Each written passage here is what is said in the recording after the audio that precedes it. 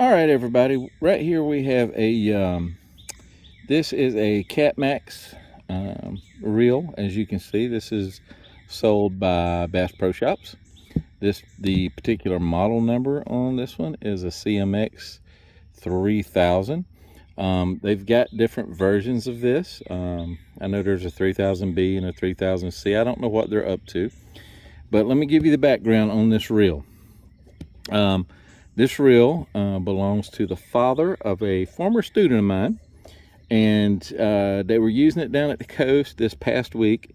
I get a call on Wednesday, and Steven says, hey, basically I need you to take a look at a reel for me. And I said, okay, what's going on with it? And he said, well, it's my dad's reel, and basically they set it up. They were fishing at the inlet, and they turned around to do something for a second. Something must have hit, and anyway, it pulled the rod, the reel, everything into the water. Well, 2 days later, Stephen was fishing again, same spot.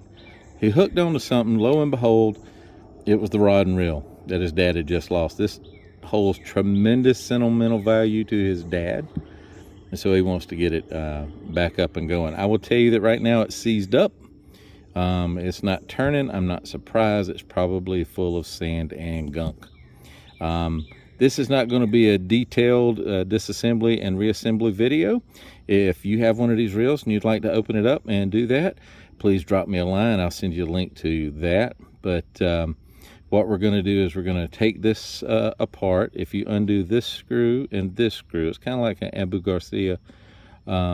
This whole side will come off. Then we can pull the reel out. I'm sure there's plenty of sand down in it and everything else. So the one thing I'd like to say without droning on too much, which I tend to do, is they did everything right when he called me about this. He fleshed it out with fresh water, a bunch of fresh water. He put some Dawn dishwashing liquid in and cleaned it and got as much of the salt water and stuff off of it as he could. He flushed it under running water. And then he went and sprayed it down with WD-40, dried it off, sprayed it down with WD-40 to keep anything from rusting. He called me on Wednesday. I picked it up from him yesterday, which was Sunday, when they got back from the beach. So I'm going to start taking it down. I'll take the handle off and the star drive and all this other good stuff. So when I come back, we'll be taking our first look on the inside of this, okay? So bear with me. Okay, everybody, so all I did was loosen up these two screws, one here and one here, look like thumb screws. As soon as I did, this now turns. Which makes me think it's something over here binding it up. If you look down in here, you can definitely see tons and tons of dirt and grime and everything else. And my suspicion is all this dirt and grime over here has blocked this probably about halfway down. That's what it looks like. The thumb release will not move. Oh gosh, pulling the spool out, it just feels gritty. So what I'm going to do is I'm going to end up stripping this line off, because if there's any dirt, water, sand, whatever it caught up under there, I don't want to clean all this up and then have that recontaminate it. So we'll take care of that. Tons of grit down in here. This part you see right here is the magnetic anti-lash brake. So anyway, I'm going to keep going, see what we can do getting this thing apart.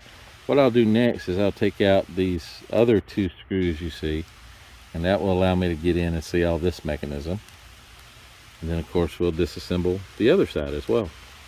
Looks like it's starting to rain. All right, so we'll be back. All right, everybody, as you can see, I took the handle off, took the drag lever off, the star drag lever off. Of course, this is the retaining cap for the nut that holds the handle on. This washer goes under the clicker. There's two black washers that go on top of the clicker, and these are the screws that go into this faceplate. So when I was taking all of this apart and unscrewing the drag and everything, you could just feel grit.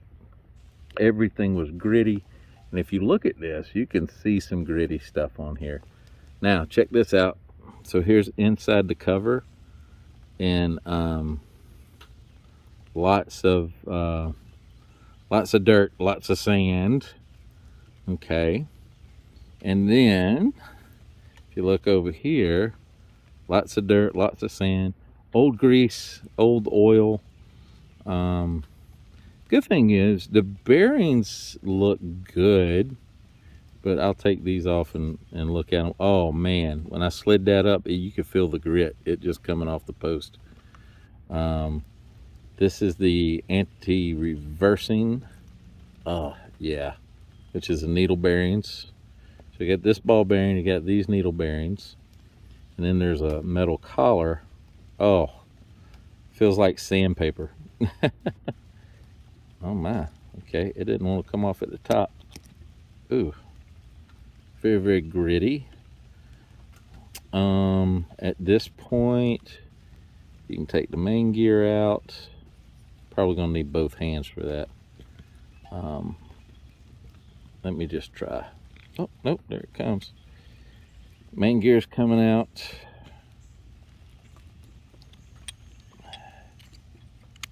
Now your drag washers, wow, that's just so gritty. It just didn't want to come. Your drag washers are all in here. This is your drag system. And I'll be taking all that apart here and looking at it. Take these springs off the yoke, because those will go flying. Wow. Take the yoke out. Let's see here. Oh, I can't believe I'm doing this with all with one hand. Take the gear out. Wow. Lots of old grease, lots of dirt and grime down in there. Look at all that sand. And this is just from 2 days sitting down there. Let's see, we'll take this out. This part that I just removed, the sprocket, that's part of the system that re-engages the reel. So what happens is that tooth sits right here. This is depressed when it's freewheeling, and then that sprocket comes up and hits it. Oh wow, I don't know if you can hear that, but it's just sounds like sandpaper in there. Anyway, this is the mechanism that gets hit and pushes this back up. Wow. So yeah, I'm gonna need 2 hands, but I'm gonna take some more of this out. This is gonna be a complete disassembly. I'm gonna try to leave some of this in here. We can take it all out, but it is such a pain to get back in. So anyway, let me use both hands here for a second, and then when I come back, I'll have some more for you. Hey there, everybody. On this Cat Maxx reel I'm working on, I've decided to do it in small stages. I know I've talked enough already, but so what I did was I took the gear side housing off the reel. I have broken it down completely. I wasn't going to. There's a few things I like to leave in place when I'm cleaning stuff like this, but there's so much dirt and grit up under things, I just wasn't sure I could get it clean without taking them off. So I've broken it down completely. I just want to show it to you. And so let me turn the camera around. All right, so here is the housing. This would be, so this all came off the gear side. So all of these parts that you can see here would fit onto and into this. And then this cover goes over the top, and then the whole assembly goes on the end. Okay, so this would be the gear side of the reel. And if you look at all that dirt and stuff under there, the pieces that are supposed to slide and move, I was able to slide them and move them. But again, it felt like I was sanding metal. So we got all that out. Popped out bushings, took all the bearings out.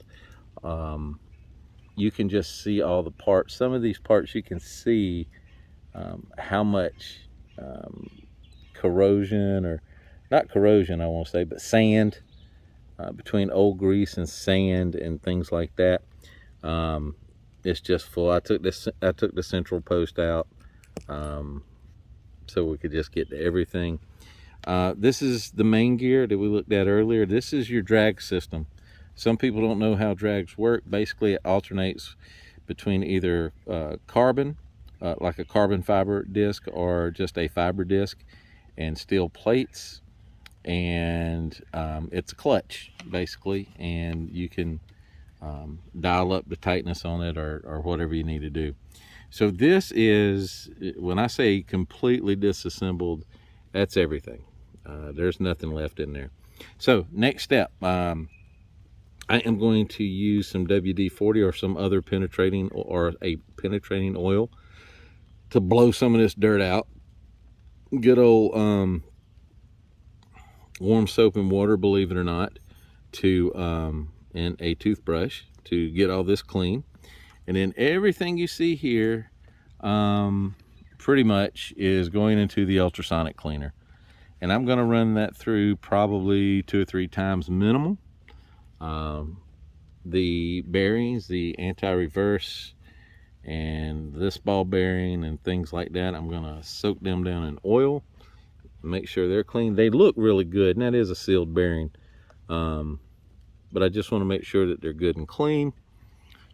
Get these parts slick as a whistle, and then I'm going to start putting them back together. And I think what I'm going to do is I'm going to do this whole assembly first. Then I'll come over to here and I'll take apart the other side. You got to start taking it apart by taking out that anti-backlash brake magnet. And when it comes apart, there's going to be all kinds of gears and things in there. I've tried turning the dial, and of course it is just gritty.